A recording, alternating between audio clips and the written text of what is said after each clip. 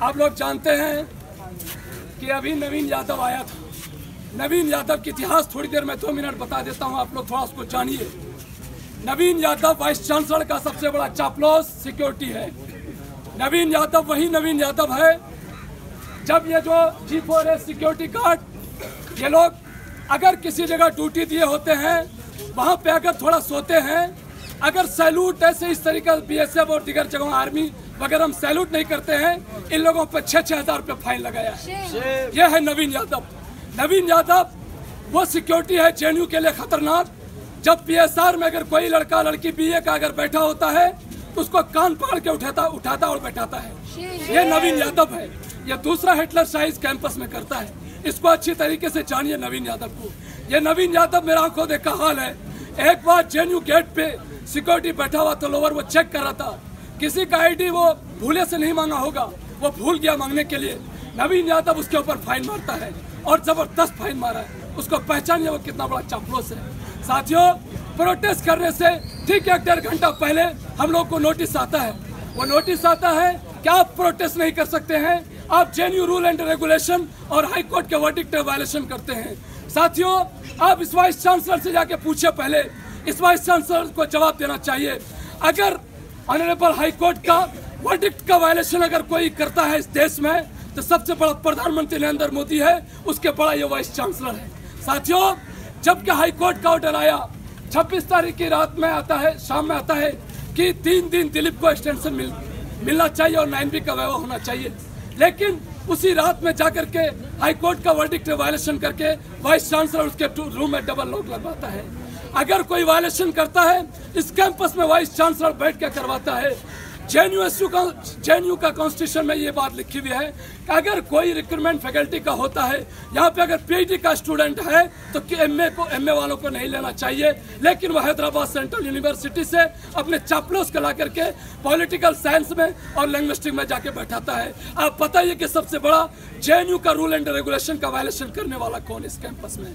लेकिन साथ ही ये बात बताना होगा वाइस चांसलर और कंपनी यानी उनके जो चापलूस है, सो कॉल्ड टॉप ऑफिशियल, उनको ये बात बताना होगा कि तुम चापलूसी करके वाइस चांसलर बन सकते हो, तुम चापलूसी करके रजिस्ट्रार बन सकते हो, तुम चापलूसी करके रेक्टर बन सकते हो, लेकिन JNU प्रेसिडेंट नहीं बन सकते हो, JNU का किसी भी रिप्रेजेंटेटिव और ऑफिसर नहीं बन सकते हो।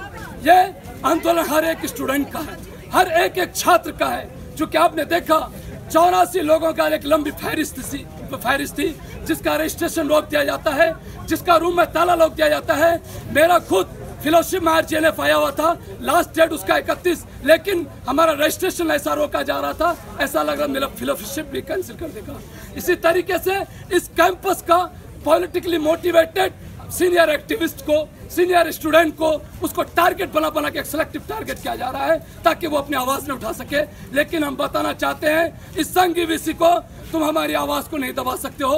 तुम 100 मीटर और 100 मीटर की तुम कंडीशन लगा दो, लेकिन आवाज़ की कंडीशन तुम नहीं लगा सकते हो। साथियों, ये जो आंदोलन है ये सिर्फ एक दिन का आंदोलन नहीं है, ये बहुत बड़ा आंदोलन में हम लोग को जाना होगा। चूँकि अभी इस कैंपस में ऐसे ऐसे लोगों का व्यवहार रोका है, ऐसे ऐसे लोगों का सिनॉप्सिस PhD का रोका है, ऐसे ऐसे लोगों को यहाँ पर पे क्या कहते हैं 9B रोक दिया है। साथियों, उनके कैरियर से खेलने का पूरा ये वाइस चांसलर तैयार कर लिया है और अभी आके कह रहा है कि यहाँ पे मीटिंग चल रही है। साथियों, हम लोग जानते हैं कि VC कैसा मीटिंग करता है। यह VC चुपचाप बगैर किसी डिस्कशन का, जो कि JNU का कॉन्स्टिट्यूशन में ये भी है कि बगैर एकेडमिक काउंसिल मीटिंग, बगैर एग्जीक्यूटिव काउंसिल मीटिंग, बगैर CDC मीटिंग के आप जब तक उसमें स्टूडेंट रिप्रेजेंटेटिव नहीं होगा, जब तक उसमें यहाँ पे JNU का रिप्रेजेंटेशन नहीं होगा, तब तक आप किसी चीज़ को पास नहीं कर सकते हैं। लेकिन JNU का कॉन्स्टिट्यूशन को पूरा एकदम ताक पे रख करके सारा चीज़ एकेडमिक काउंसिल मीटिंग में पास करवाया और अभी कह रहा है कि आप लोग यहाँ पे ऑनरेबल हाई कोर्ट और दिल्ली का रूल और JNU का रूल रेगुलेशन के वायलेंस कर रहे हैं। मैं कहना चाहता हूँ वाइस चांसलर को, वाइस चांसलर साहब एंड कंपनी, तुम दलाली करके सब कुछ बन सकते हो, तुम गवर्नर और प्रेसिडेंट ऑफ इंडिया बन सकते हो, लेकिन तुम यहाँ का प्रेसिडेंट नहीं बन सकते हो, तुम JNU का ऑफिस बेरर नहीं बन सकते हो। चूंकि हर स्टूडेंट यहाँ पे जब आता है वो इलेक्टेड रिप्रेजेंटेटिव होता है, यहाँ पे आप लोग उसको मैंडेट देके जिताते हैं, यहाँ की जनता उसको चुनती है। तुमको अगर चुनने की बारी आए तो मुझे लगता है कि 0 पे आउट हो जाओगे वाइस चांसलर साहब। साथियों, इस तरीके से बार बार हमला किया जा रहा है, लेकिन हम लोग डरने वाले नहीं हैं। इस वजह से डरने वाले नहीं हैं कि बहुत बड़ा हमला है। ये हमला सेंटर वाइज, जब अभी एडमिशन लेने हम जा रहे थे, मुझे लगता है एक दिन दौड़ते दौड़ते मैं थक गया, दूसरा दिन मोटरसाइकिल लेके पूरा कैंपस में दौड़ाया है। उसके बावजूद फिर विभा टंडन जो अभी चीफ प्रोक्टर है, 6-7 महीना हुआ है। अब देखिए यहाँ पे भी जेएनयू का रूल रेगुलेशन की बात कीजिए कि विभा टंडन सिर्फ 6-7 महीना हुआ जो चीफ प्रोक्टर बनी है, ये डीयू से आई है, जबकि ये सब ऐसा पोस्ट है, इसमें कम से कम एसोसिएट प्रोफेसर होनी चाहिए, कम से कम उसको एक एक्सपीरियंस होनी चाहिए। इसी तरीके से अभी जो डीन ऑफ स्टूडेंट है वो उमेश कदम है। उमेश कदम की इतिहास आप देखिए, उमेश कदम सिर्फ 1.25 साल मुश्किल से वो एसोसिएट डीन रहा, जाकर के वो डीन बन जाता है। जबकि जेएनयू का कॉन्स्टिट्यूशन में भी लिखा हुआ है कि आप जब तक 2 साल एसोसिएट डीन नहीं रहेंगे तो आप डायरेक्ट डीन नहीं बन सकते हैं। उससे जब हम लोग सवाल पूछते हैं कि आपने तो डीन बन गया, लेकिन आप तो पूरा घूमते रहते हैं यूरोप और कहाँ, लेकिन स्टूडेंट का इतना फाइल जमा है डीएसडब्ल्यू में, उसका साइन कौन करेगा? आपने एसोसिएट डीन अब तक क्यों नहीं बहाल करवाया? तो वो कहता है अरे हम अकेले देख लेंगे, ये कर लेंगे, वो कर लेंगे, और बहुत स्टाफ के पास बोलता है मैंने तो जेएनयू स्टूडेंट को, जेएनयू यूनियन को, सबको झुका दिया, वो आके मेरे पे तलवे चाटते हैं। ये उनका अल्फाज है उमेश कदम का। साथियों, जितने भी इस कैंपस में हैं उनका चिट्ठा खोलना पड़ेगा, उसके खिलाफ बोलना पड़ेगा, और इस आंदोलन को सिर्फ अब इस यूनिवर्सिटी तक नहीं रहने दिया जाएगा, क्योंकि हमारा इलेक्टेड रिप्रेजेंटेटिव, हमारा सीनियर एक्टिविस्ट, हमारे कैंपस के एक छात्र को टारगेट किया जा रहा है। ये देश भर के सारे विश्वविद्यालय में लेके इसको चलेंगे और इस वीसी के खिलाफ पूरा का पूरा इसका चिट्ठा खोलेंगे। इस वीसी का चिट्ठा थोड़ा सा देख लीजिए।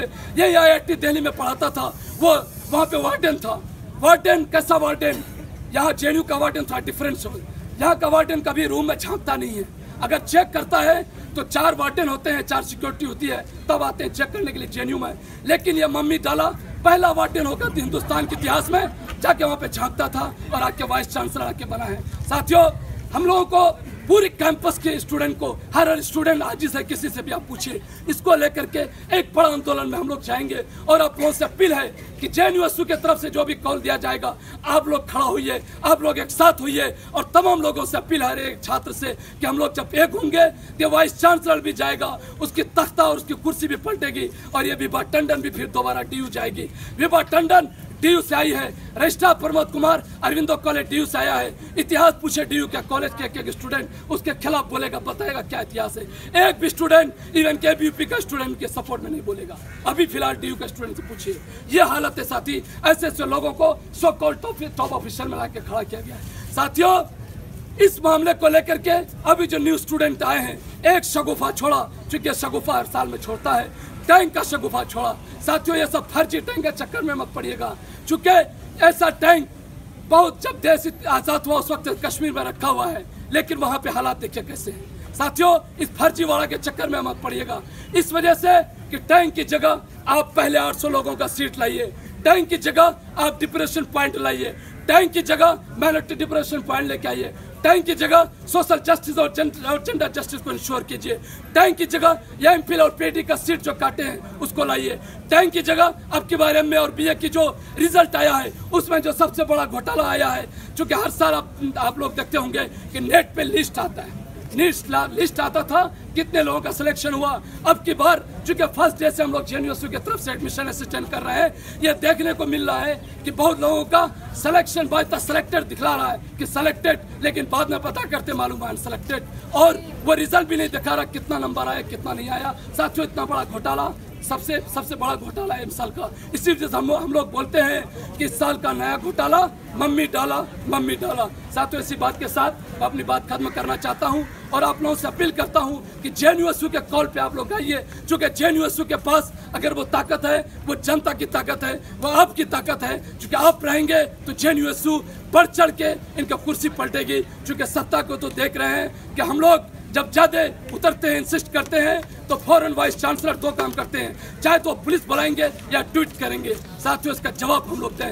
इन्हीं बातों के साथ मैं अपनी बात खत्म करना चाहता हूं। साथियों, इनके बाद अगर कोई बात रखना चाहेंगे वो